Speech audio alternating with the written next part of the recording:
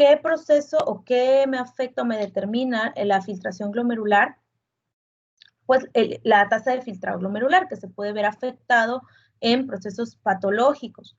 Ejemplo de un fármaco que pasa, por ejemplo, la mayor fracción de este fármaco por filtrado glomerular, el paracetamol, por ejemplo, que tiene una vida media de 2 a 4 horas aproximadamente. Esta filtración glomerular, esta tasa de filtrado glomerular, cuando se ve reducida por algún proceso patológico o simplemente por la edad, pues obviamente me altera este filtrado. Ejemplo, este fármaco que en condiciones normales en un adulto sano tarda de 2 a 4 horas en eliminarse el 50% de la dosis, pues en un anciano, por ejemplo, que tiene una tasa de filtrado glomerular reducida de hasta un 50 o más, 50 o 60% de reducción de la tasa de filtrado glomerular, pues estos 500, por ejemplo, de 500 miligramos de paracetamol administrado, 250 miligramos se van a eliminar o excretar de 6 hasta 8 horas o más, dependiendo el grado de afectación del paciente. El filtrado que se lleva a cabo, el ultrafiltrado que se lleva a cabo a nivel de los glomérulos va a pasar a los túbulos renales. Tenemos aquí que la arteriola deferente, que es la que rodea o la que se encarga de vascularizar toda la nefrona, está en contacto estrecho con los túbulos renales y por lo tanto puede interactuar con las sustancias que hay dentro.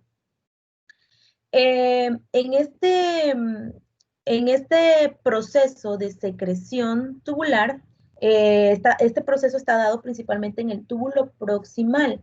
Se lleva a cabo la secreción pasiva, pero principalmente secreción activa, ya sea de ácidos o bases fuertes, y obviamente está mediado por transportador, esta secreción activa. Como en todos los sistemas de transportes, puede haber competición por el transporte y una saturación de estos mecanismos. Fármacos que se secretan en la luz tubular, el metotrexato, por ejemplo. Este metotrexato es un antineoplásico, se utiliza en patologías autoinmunes. Este metotrexato utiliza transportadores de aniones orgánicos tipo 1, 2 y 3. 4 también, transportadores de aniones orgánicos 4.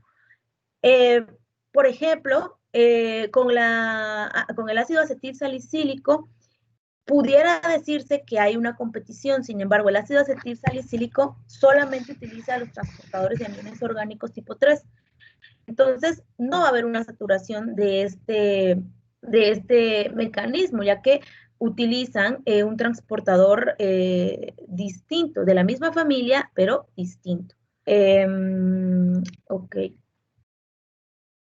Después de la secreción a nivel del túbulo proximal, va a haber una reabsorción después de pasar por la luz tubular, el asa de Henle, va a llegar al túbulo distal y en este punto va a haber una reabsorción de sustancias endógenas, incluidos fármacos también. Este proceso está determinado principalmente por el pH y se lleva a cabo más que por transporte activo, por difusión simple. Entonces, van a pasar ahí sustancias que sean liposolubles, van a llegar también a la circulación general, dependiendo si son ácidos o bases, dependiendo del pH. Por ejemplo, en una orina alcalina se absorbe mayormente aquellos fármacos que son bases. Por lo tanto, se promueve la excreción de ácidos débiles. Y por el contrario, en una orina ácida, pues hay una mayor reabsorción de fármacos ácidos y por lo tanto una mayor excreción de bases débiles. Esto igual en una clase pasada mencionamos que este pH puede manipularse con fármacos o con sustancias que lo hacen más ácido o más alcalino. Entonces, en un adulto normal, sano, tenemos que el pH urinario es de 4.5 hasta 8, 8.5. Entonces, esta manipulación, un ejemplo clásico y muy utilizado es en el caso de las intoxicaciones, que se altera este pH. Bueno, ahorita lo vamos a ver acá en un cuadro. Estos son los fármacos que modifican el pH en la orina. Aspirina, el ácido ascórbico, el clorhidrato de lisina, cloruro de amonio, etc. Y estos de este lado me van a alcalinizar la orina. Antiácidos, bicarbonato de sodio, diuréticos de mercurio, tiacidas. Bueno, entonces, manipulando el pH yo puedo acelerar el proceso de excreción de un fármaco. Por ejemplo, en una intoxicación por ácido acetilsalicílico. Si es un ácido, obviamente va a propiciar que el medio esté más ácido y al estar el medio mucho más ácido, el medio intratubular, a su vez esto va a promover la reabsorción. Entonces, es como un círculo que tarda más en terminar debido a que el mismo agente tóxico promueve la reabsorción. Entonces, después de administrar, si quieren, carbón activado, por ejemplo, lavado gástrico, también se puede optar por manipular este pH y alcalinizarlo, introduciendo o administrando a la circulación por vía intravenosa soluciones que contengan bicarbonato de sodio, por ejemplo, para poder favorecer la excreción de este tóxico. Este es un ejemplo. Ahora, ¿qué otros factores, además del pH, me van a modificar esta excreción o esta eliminación de fármacos? Bueno, pues la edad, principalmente los prematuros y los recién nacidos y ancianos. Los prematuros y recién nacidos ya saben que tienen tanto el sistema de metabolismo, de biotransformación y excreción inmaduros, no sintetizan aún ellos las proteínas, las enzimas que se necesitan para llevar a cabo la biotransformación de sustancias externas, de sustancias o de fármacos. Y por el contrario, los ancianos, bueno, estos pueden o no tener patologías asociadas. Sin embargo, por el simple hecho de una edad avanzada, puede haber cicatrización de la corteza renal, disminución de la tasa de filtrado glomerular por esta cicatrización, procesos como la insuficiencia renal crónica, que es la patología más común a nivel renal, hablando del riñón. ¿Qué otro factor? El embarazo. Esta aumenta aproximadamente su aclaramiento en esta etapa. El aclaramiento renal aumenta hasta 50%. ¿Debido a qué? A que aumenta el flujo sanguíneo del órgano. Entonces, va a eliminarse con mayor rapidez los fármacos en este periodo. Competencia por los sitios de unión. Aquí lo que les decía que los fármacos pueden competir con otros fármacos o con otras sustancias que utilicen el mismo transportador. Bueno, esto ya lo vimos, agentes que modifiquen el pH y diuréticos. El diurético lo que hace pues es aumentar obviamente el volumen urinario y por lo consiguiente el fármaco va a tener menos tiempo dentro de la luz tubular y menos probabilidad de que haya una reabsorción. Entonces, esto también puede modificar la excreción renal. Bueno, estos son ejemplos de fármacos que inhiben el proceso de secreción tubular. Probenecid, por ejemplo, administrado junto con penicilinas, otros antibióticos, puede ser benéfico ¿Por qué? Porque hay pacientes en los que no es conveniente la administración de antibióticos, la frecuencia de antibióticos muy estrecha, o sea, cada 8 horas o cada 6 horas, por ejemplo. Entonces, la penicilina en un padecimiento, por ejemplo, gonorrea, puede unirse o puede administrarse con este Probenecid. El Probenecid, al usar el mismo transporte de esta penicilina a nivel de secreción, en el proceso de secreción, y al ser la probenecida un poco más afín a estos transportadores, bueno, pues lo que va a suceder es que esta probenecida se va a eliminar, va a pasar a los túbulos con mayor afinidad que la penicilina. Entonces, las penicilinas, los demás antibióticos, ampicilinas, meticilinas, oxacilinas, utilizados en ese paciente con gonorrea, por ejemplo, va a permanecer más tiempo en el sistema circulatorio y por lo tanto puede prolongarse su acción. La probenecida obviamente no juega aquí ningún papel para la infección. La probenecida se utiliza para disminuir los niveles de ácido úrico en los túbulos renales. Por ejemplo, en pacientes que tienen gota, por ejemplo, disminuye esta concentración de ácido úrico y ayuda a mantener los niveles de penicilina dentro de los túbulos renales. Ahora, la excreción hepatobiliar y fecal es la segunda en importancia y en ella se eliminan sustancias que tienen un mayor peso molecular en aquellos fármacos que principalmente están en forma ionizada. Como bien sabemos, el hígado, lo que realiza este órgano en el proceso de biotransformación en fase 1 y fase 2, pues es tratar de convertir ese fármaco en metabolitos más hidrosolubles para que sean mayormente eliminados por el riñón. Entonces, los fármacos que lleguen a este punto y no tengan o tengan disminuida la capacidad para ionizarse, es decir, para convertirse en moléculas hidrosolubles, se van a eliminar aquí.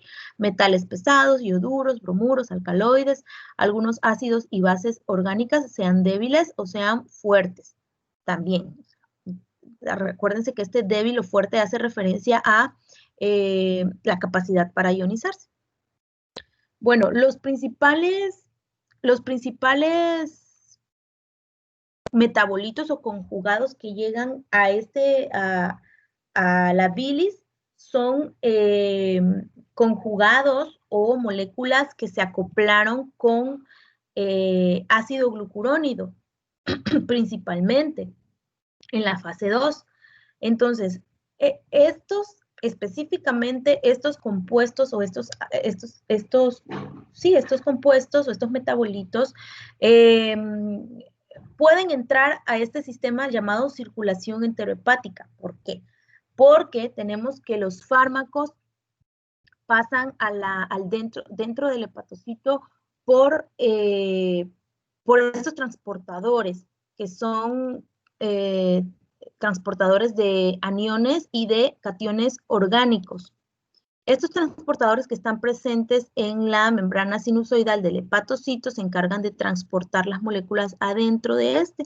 Y este hepatocito, después de llevar a cabo las reacciones de fase 1, fase 2, de acetilación, etilación, conjugación, van a transportar a este fármaco o a esta molécula o metabolito a través de estos transportadores MDR1, MDR3, que forman parte de la familia de transportadores ABC del transporte activo primario. Estos transportadores llevan a la molécula dentro de la bilis a través de los conductos y una vez en la bilis pasa al intestino delgado a través del conducto biliar común. Entonces, en este intestino delgado, lo que va a pasar es que la microbiota normal de esta área sintetiza glucuronidasa. Entonces, ¿qué pasa con aquellos metabolitos que son conjugados principalmente con ácido glucurónido? Pues esta enzima va a degradarlos y va a permitir que el fármaco quede libre. Y al estar libre el fármaco en el intestino delgado, corre el riesgo nuevamente de ser absorbido y regresar otra vez a la circulación general, al hepatocito, a la bilis, y esto se convierte en un círculo vicioso, porque en condiciones prolongadas de tratamientos que entran a esta circulación enterohepática, pues puede haber toxicidad. Si no, si no se da este proceso o esta terapia amplia con este fármaco que entre a esta circulación por ser conjugados con ácido glucurónido, se va a eliminar con el tiempo, poco a poco, ya sea por esta vía o por el riñón. Pero cuando es extensa, sí puede causar toxicidad. Y cuando causa toxicidad, se puede administrar, por ejemplo, carbón activado para evitar que ese fármaco libre regrese a la circulación, se adhiere a este carbón activado y se evita su reabsorción. Otro ejemplo de fármacos que pueden eliminarse por esta vía, el ibuprofeno, por ejemplo. El ibuprofeno tiene una biodisponibilidad aproximadamente del 80%. Entonces, el otro 20% que no entra a la circulación general puede pasar al metabolismo hepático y intestino para eliminarse, o simplemente bajar en el intestino delgado, pasar al intestino grueso y sin sufrir ningún cambio, ser eliminado, excretado a través de las heces. O sea, el 20% que no se absorbió de ese ibuprofeno. Y bueno, el que se absorbió, pues puede también, va a pasar también obviamente por estos procesos y puede eliminarse principalmente, va a eliminarse principalmente por el riñón. Bueno, ok, esto es lo que ya le expliqué. Y en esta circulación enterohepática puede llegar a haber aproximadamente un 20% del total de fármaco que ingresó al organismo circulando y recirculando en este sistema. Por lo tanto, se va a prolongar o puede prolongarse también su efecto. Esta excreción por medio de heces no solo se compone de los desechos o de aquellos compuestos que están en bilis, también se eliminan aquí las fracciones de los fármacos que se eliminan en saliva, en jugo gástrico y propiamente en el colon. Entonces, los fármacos que se administran también en saliva, pues sabemos que la saliva estamos constantemente deglutiéndola, entonces pasa también y se eliminan aquí estas fracciones. Este mecanismo sigue los principios de transporte de sustancias a través de las membranas, lo que ya hemos venido mencionando, que sean liposolubles, que de bajo peso molecular, altamente su fracción no ionizada, etc. Y se lleva a cabo por transporte pasivo o bien por transporte especializado. Bueno. Otro ejemplo de fármaco que puede eliminarse, por ejemplo, por esta vía y casi en un 100% sin que se transforme, el becuronio, la morfina, etinilestradiol, son fármacos que pueden eliminarse por esta vía. Una fracción también, porque de los fármacos no todo el 100% se elimina por una u otra vía. Esta vía de excreción es lenta, tiene aproximadamente 24 horas para que estas sustancias lleguen al recto y sean eliminadas. Obviamente, 2, 3, 4 días, dependiendo, pues, el estado del paciente. Si es un paciente estreñido, va a tardar, obviamente, mucho más. En la leche materna también hay excreción de fármacos. La cantidad que se excreta de fármaco en este líquido, pues, es poca, relativamente poca la fracción que se elimina. Sin embargo, cuando es una terapia o cuando la madre consume estos fármacos de manera habitual y consecutiva, pues esas concentraciones en el recién nacido van a elevarse y tomando en cuenta los sistemas inmaduros, pues obviamente sí puede causar efectos adversos y toxicidad. Las células epiteliales se van a comportar a este nivel como membranas lipídicas.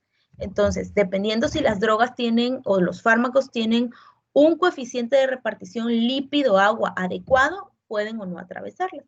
Debido a que el pH de la leche materna es ligeramente más ácido que el pH del plasma, pues se van a atrapar aquí algunos fármacos que sean principalmente bases. Por ejemplo, morfina, nicotina, quinina. Sustancias que no sean electrolitos como etanol, cloruros y bromuros, y ya también decíamos metales pesados. En general, cuando las dosis son bajas o la frecuencia es baja de los fármacos, la mayoría de ellos tiene efectos casi nulos y sí pueden administrarse a una madre que se encuentra en este periodo. Pero si hablamos de periodos muy prolongados, de meses, inclusive años, por ejemplo, en caso de salicilatos, la aspirina, una mujer, por ejemplo, que toma aspirina para prevenir infartos o trombos, por ejemplo, pues esos 100 miligramos de ácido acetil salicílico que se ingiere todos los días, como los está ingiriendo de manera constante, por un tiempo indefinido, pues sí puede causar toxicidad en el neonato. La excreción pulmonar está debido a que su superficie de los pulmones es muy extensa y está altamente irrigado, pues la rapidez a través de esta vía va a ser más grande. Los fármacos que se excretan son principalmente los que se administran por vía inhalatoria, gases y sustancias volátiles. En estas se incluyen los anestésicos administrados en pacientes quirúrgicos. Bueno, vamos a revisar estos parámetros farmacocinéticos. La vida media tenemos que es el tiempo que se necesita para eliminar tan solo el 50% del fármaco del organismo. Esta vida media cuantifica la velocidad de cambio de la concentración plasmática. Constante de velocidad de eliminación. Bueno, vamos a leerlo. Por regla general, la eliminación de un fármaco del organismo mediante biotransformación, excreción o por ambos mecanismos es un proceso que sigue cinética de orden 1. Aquí es importante mencionar que existen dos mecanismos o dos movimientos en dos tipos de cinética que los fármacos utilizan para excretarse. La cinética de orden 1 es la que predomina en la que sigue la mayoría de los fármacos. Bueno, ahorita lo vamos a revisar. La duración de los efectos de los fármacos es el resultado de la interacción de estos procesos de absorción, depósitos de almacenamiento en los tejidos, de conjugación a proteínas plasmáticas y de su eliminación, biotransformación y excreción. La duración de acción de las drogas. Ahora, la eliminación o la excreción se lleva a cabo por dos cinéticas. Puede ser cinética de primer orden o cinética de orden cero. La cinética de primer orden tiene una característica importante que depende de la concentración plasmática.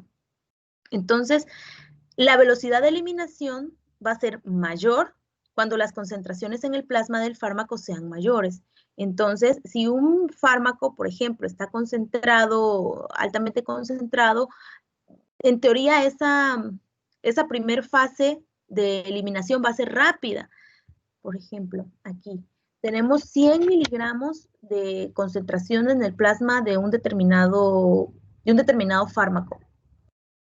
no de la dosis administrada, ya del fármaco absorbido, 100 miligramos, por ejemplo. A esta concentración, la velocidad de excreción de subida media es de 2 horas. Entonces, 50% de estos 100 miligramos se eliminó en las primeras 2 horas. ¿Qué quiere decir esto?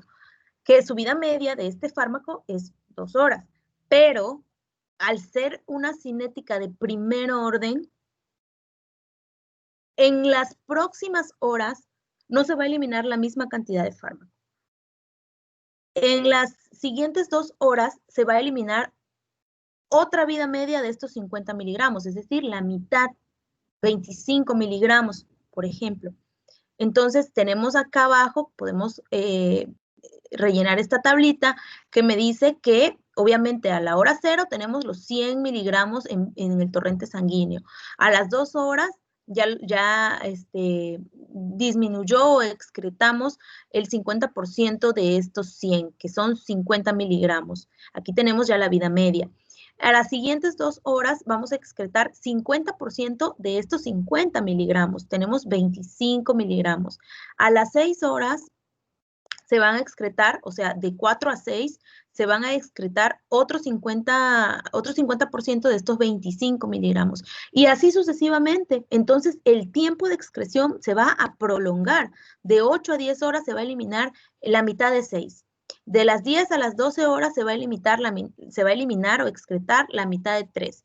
Y de 12 a 14, por ejemplo, la mitad de 1.5. Y así sucesivamente. Entonces va a ir eliminándose una fracción aún más pequeña de fármaco conforme va disminuyendo la concentración en el plasma.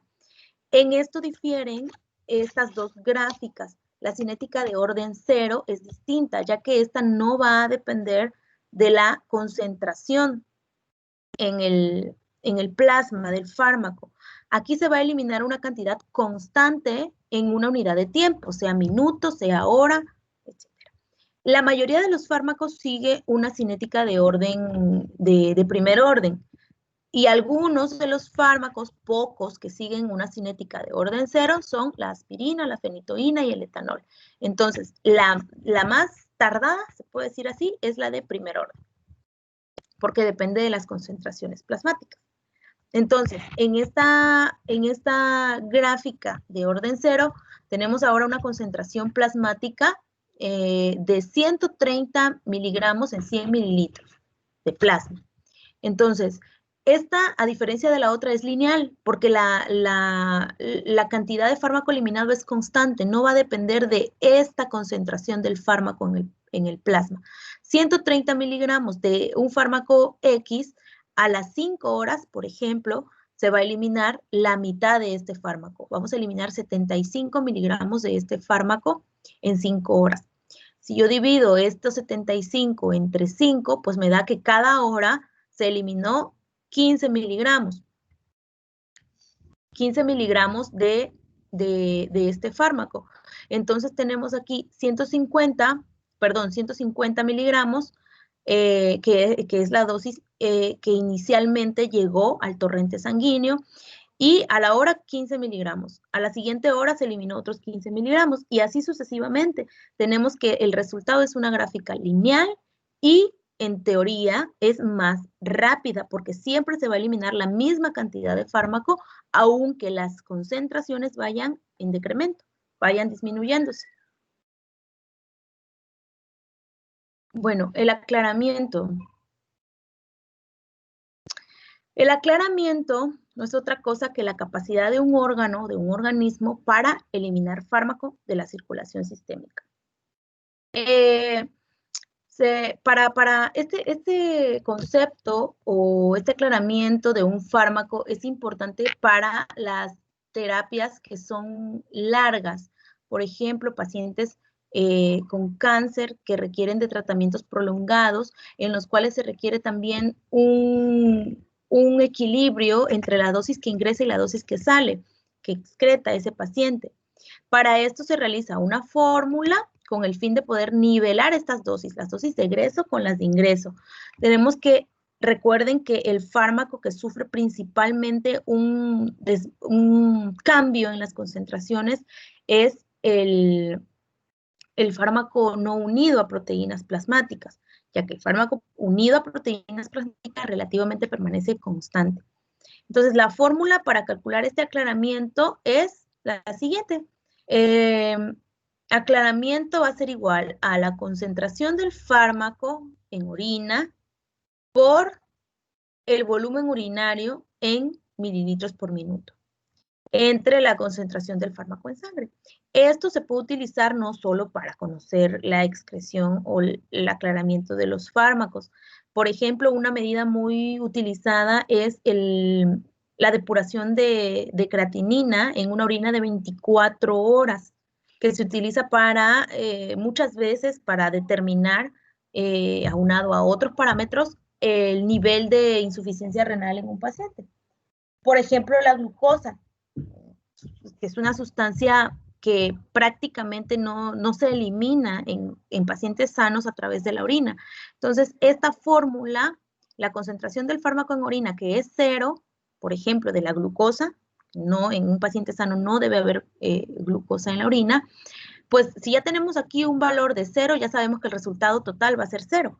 Pero de todos modos, esta concentración del fármaco en orina, que es 0, se va a multiplicar por el volumen urinario en mililitros por minuto. Por ejemplo, 1500 mililitros en un día. Entre los minutos del día nos va a dar 1.04. Entonces se va a multiplicar, se va a dividir por la concentración en la sangre, que es de 0.8 gramos por litro, y nos va a dar un resultado de 0. Entonces tenemos que esta glucosa, por aclaramiento, no se elimina por el riñón. Sabemos que la mayoría de la glucosa que se filtra se reabsorbe. El 100% es reabsorbido. Bueno, vamos a ver ahora el siguiente tema. Ya nos quedan 30 minutos.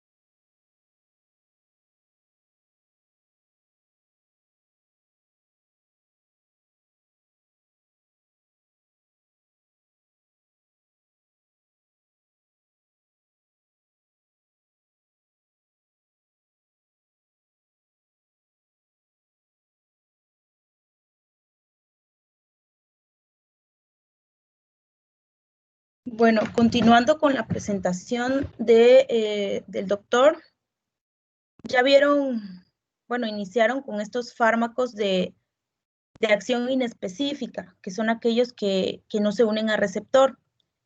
Vamos a continuar con estos agentes quelantes. Los agentes quelantes son compuestos que van a aprisionar ciertos iones metálicos y pueden estar formados por 2 o más enlaces. Los agentes quelantes se unen con iones de metales pesados que obviamente en concentraciones altas pues es tóxico para los individuos. Entonces el resultado de esta unión de agentes quelantes con los iones de metales va a ser quelatos. Entonces los quelatos es todo compuesto, todo conjugado con un agente quelante y un ion metálico. A nivel biológico, podemos dar como ejemplo el hierro que está contenido en la hemoglobina. Entonces, en esta hemoglobina va a actuar como es más bien un quelato que contiene a este hierro, que se une a él formando una molécula biológica que no es dañina para el cuerpo. el hierro en concentraciones igual elevadas, pues puede ser tóxico. No se da casi por alimentos, pero sí puede llegar a causar toxicidad si se administra o si se ingieren dosis extras de hierro, además de los alimentos, en cantidades elevadas. Estos agentes quelantes, hablando de fármacos, pues también se pueden utilizar y debido a sus características y al concepto de agentes quelantes, estos fármacos se utilizan principalmente en el manejo de intoxicaciones. Ahora, ejemplos de estos fármacos, dimercaprol y de penicilamina, o solo penicilamina. El dimercaprol es una sustancia que atrapa o se une a los iones formando complejos que son altamente, que se eliminan rápidamente por el riñón. Se utilizan en envenenamientos por mercurio, arsénico, oro, también por intoxicaciones de otros metales, plomo, bismuto, talio. Y la penicilamina de igual forma en estas intoxicaciones, pero el dimercaprol se utiliza principalmente en aquellos pacientes intoxicados por estos metales que tienen más marcada la sintomatología, es decir, intoxicación grave. Y por el contrario, la penicilamina por intoxicaciones leves o pacientes que incluso pueden no presentar síntomas.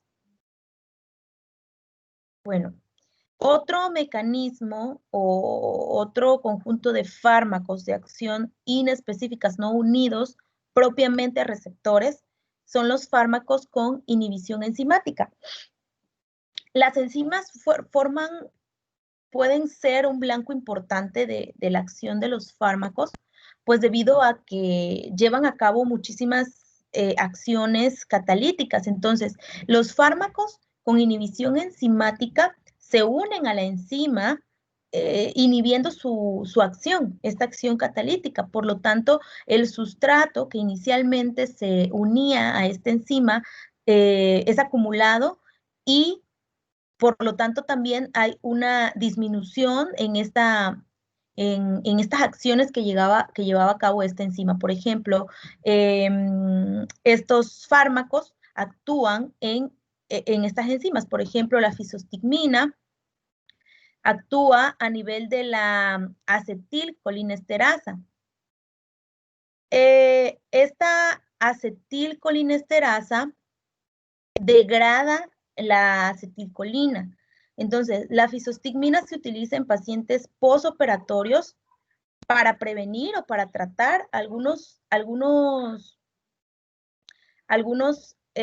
síndromes ocasionados por la cantidad de anticolinérgicos administrados en pacientes que entran a cirugía.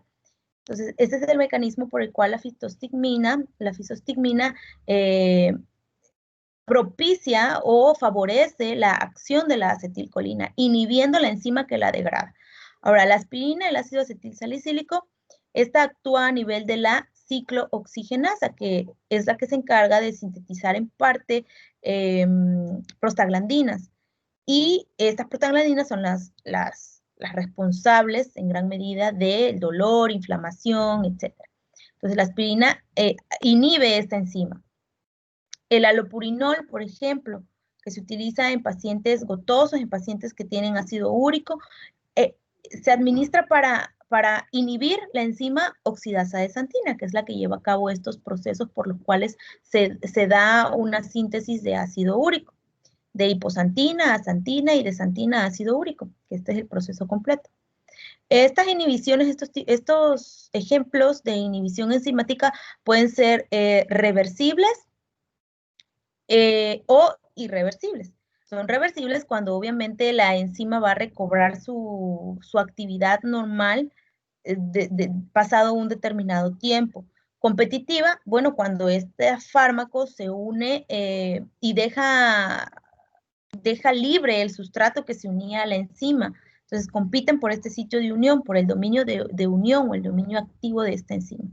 Y la no competitiva es aquel fármaco que pueden unirse al complejo enzima-sustrato, o sea, sin necesidad de desplazarlo o sin necesidad de competir por este transporte, por este blanco de acción, por la enzima. Ahora, la inhibición, los fármacos que inhiben sistemas de transporte, bueno, actúan, obviamente, impidiendo aquellos procesos por los cuales se utiliza un medio de transporte, como son la absorción, captación, recaptación o reabsorción de sustancias. Ejemplo de estos fármacos que inhiben transportes, la clorotiazida, por ejemplo. Esta clorotiazida es un diurético que se utiliza en patología hipertensiva para el tratamiento de la hipertensión arterial y actúa inhibiendo los transportadores de sodio a nivel tubular, la reabsorción de sodio a nivel tubular. Y de este modo disminuyen o ayudan a disminuir la presión arterial. Ahora, los fármacos de acción específica difieren en el actuar, en su acción. Estos fármacos van a interactuar o van a llevar a cabo su respuesta, se va a ver mostrada su respuesta farmacológica cuando ellos interactúan con moléculas o macromoléculas y de esta forma inician los procesos que conducen a la respuesta del fármaco. Entonces, al interactuar con los receptores, los fármacos pueden desencadenar y mostrar su acción farmacológica. Entonces, receptor, el concepto de receptor, bueno, tenemos que es aquella fracción estructural de un biopolímero cuya interacción con una molécula, ya sea endógena o exógena, se traduce en una respuesta biológica, generalmente consecuencia de una sucesión de fenómenos bioquímicos. Entonces, muchos autores en literaturas diferentes, las enzimas pueden ser receptores, mencionan ellos, pero el receptor en sí es aquella sustancia o molécula o estructura encargada directa y específicamente de la señalización química entre célula y célula o intracelulares. Entonces, esa es directa y específicamente para esa señalización. Este es el concepto de receptor. Bueno, estos receptores pueden ser intracelulares o llegar al núcleo o estar en la superficie de la membrana de las células.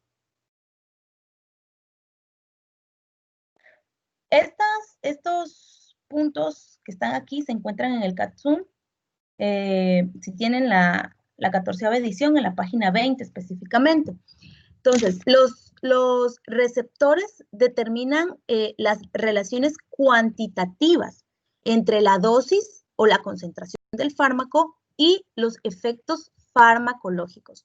Entonces, la afinidad que tiene un determinado receptor para unirse a un fármaco va a determinar la concentración de ese fármaco. ¿Cómo? Bueno, pues debido a esta afinidad se forman los complejos fármaco-receptor, ¿no? Entonces, cuando estos receptores se saturan, por ejemplo, ya hay un número importante de estos complejos y puede inclusive llegar a limitar este número de complejos el efecto máximo. El efecto máximo se determina o se logra más bien cuando ya no hay una mayor respuesta terapéutica, aún a pesar de que se siga añadiendo fármaco o se le administre mayor cantidad de fármaco a un paciente. Ahora, los receptores son responsables de la selectividad de la acción del medicamento. Es decir, las características del fármaco determinan si se va a unir un fármaco a un receptor y ejemplo, cuando un fármaco es cambiada su estructura levemente, por muy pequeño que sea el cambio en la estructura del fármaco, ya con eso puede verse afectado los efectos terapéuticos, inclusive causar toxicidad. Puede o aumentar o disminuir su afinidad por ese receptor al cual se unía el fármaco inicial antes de ser modificado. Los receptores también median las acciones de los agonistas y los antagonistas farmacológicos. Agonistas y antagonistas lo vamos a revisar en el tema siguiente. Bueno, su guía nos marca que revisemos las teorías propuestas, las teorías que existen para la acción de los fármacos específicos. La acción de los fármacos, sí, de los fármacos específicos. Bueno, aquí yo creo que nos vamos a saltar algunas diapositivas. Sí, bueno, aquí lo que hay que mencionar de esta es que es un poquito de historia. Se observó o se pudo imaginar la presencia de receptores por primera vez en 1905, cuando este fisiólogo, farmacólogo llamado John Newport Langley, en 1905, estudiando la nicotina en el músculo, se dio cuenta que obviamente no se propiciaba, no se llevaba a cabo una contracción de manera equitativa en el músculo. Unas células se contraían más que otras y esto lo hizo a él suponer la presencia de sustancias receptivas, como él las llamó. Pero el concepto como tal se acuñó un poco más tarde por Paul Ehrlich en 1909. Él determinó que estos receptores tienen sensibilidad, selectividad y especificidad. Él estaba trabajando en laboratorio, viendo las tinciones y también notó que unas bacterias se teñían más que otras. Y bueno, él determinó que estos receptores son macromoléculas. Definió la biofase, que es el medio en el cual puede actuar el complejo droga-receptor, el medio en el que se desenvuelven, en el que llevan su acción. Ahora, estas son las teorías clásicas que proponen diferentes mecanismos de acción de los fármacos. Ahora, no las vamos a revisar todas. Nada más de aquí vamos a hablar de la teoría de Clark un poquito, no la vamos a revisar por completo. Esta nos dice que la intensidad de la respuesta es directamente proporcional al número de receptores ocupados por una droga activa. Y aquí solamente toma en cuenta los agonistas. Esta teoría no explica el papel que juegan los antagonistas, solamente toma en cuenta agonistas. Nos dice igual que la respuesta depende del número de receptores que estén ocupados. Esto pues ya vimos en base a lo que nos dice el Katzun, que puede ser verdadero. Si se saturan esos receptores, puede verse limitado el efecto de una droga. Bueno, ¿qué otra cosa de la teoría? Sigue la ley de acción de masas. Todos los receptores biológicos para un fármaco son idénticos, nos dice este. Y también esta teoría supone que los fármacos, los diferentes grupos farmacológicos o los diferentes fármacos que se unen a un mismo receptor tienen un mismo efecto máximo, una misma respuesta farmacológica. Y esto, pues no es así, ya que algunos tienen solo un porcentaje de ese efecto máximo, aunque se unan a un mismo receptor. Cada receptor es independiente de los demás. Esto sí, la respuesta farmacológica es proporcional al número de receptores ocupados por la droga. Esto también. En cada receptor, el agonista provoca una respuesta de las características todo o nada. Y esta teoría nos dice que la droga y el receptor se encuentran en una relación de tipo llave y cerradura. Y esto también es correcto. Tiene que haber una afinidad en cuanto a su estructura también para que se pueda unir un fármaco a un receptor. Bueno, esto no lo vamos a revisar ahorita.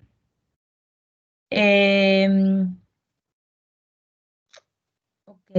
Esta también, hasta el día de hoy, muchos se siguen utilizando, esta teoría del segundo mensajero. Esta nos proponía en un principio que había una hormona, o hay una hormona, que migra o viaja desde la célula de origen hasta otras células o otros tejidos, donde va a actuar también. Esta hormona es el primer mensajero.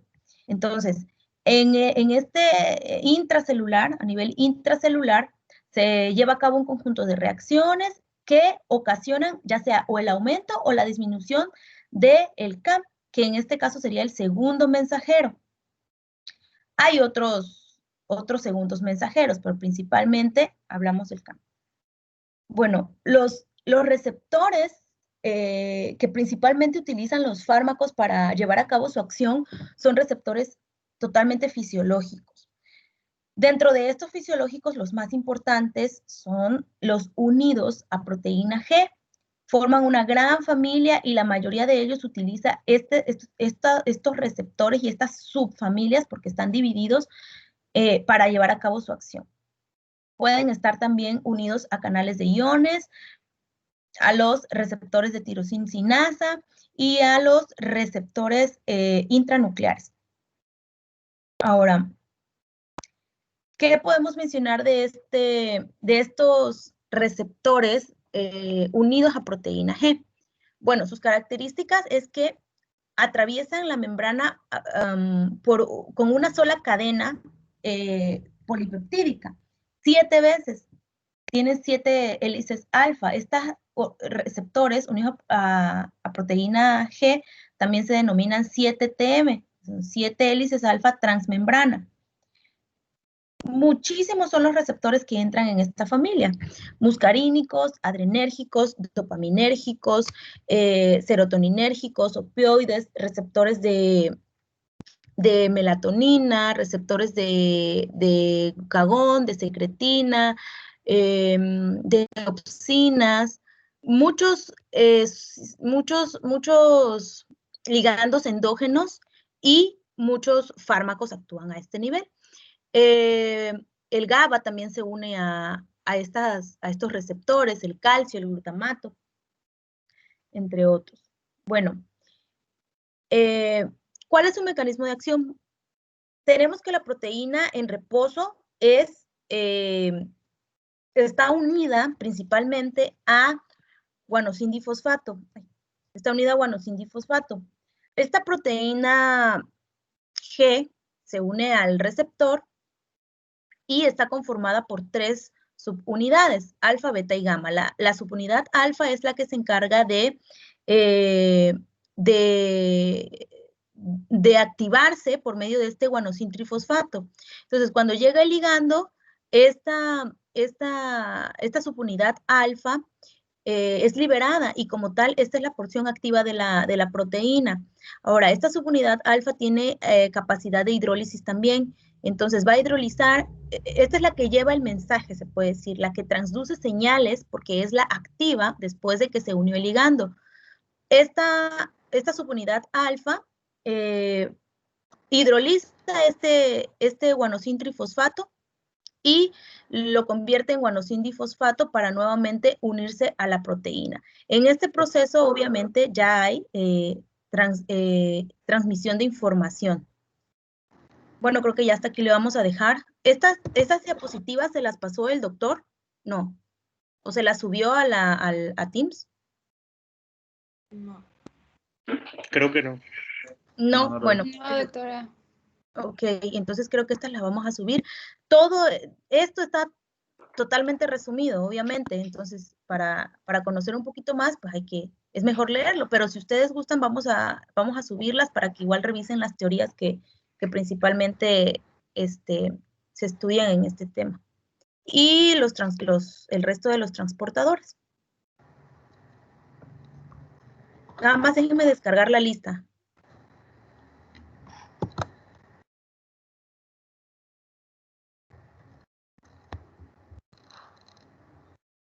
Ya, chicos, nos vemos creo que mañana. Hasta luego, Adiós. gracias.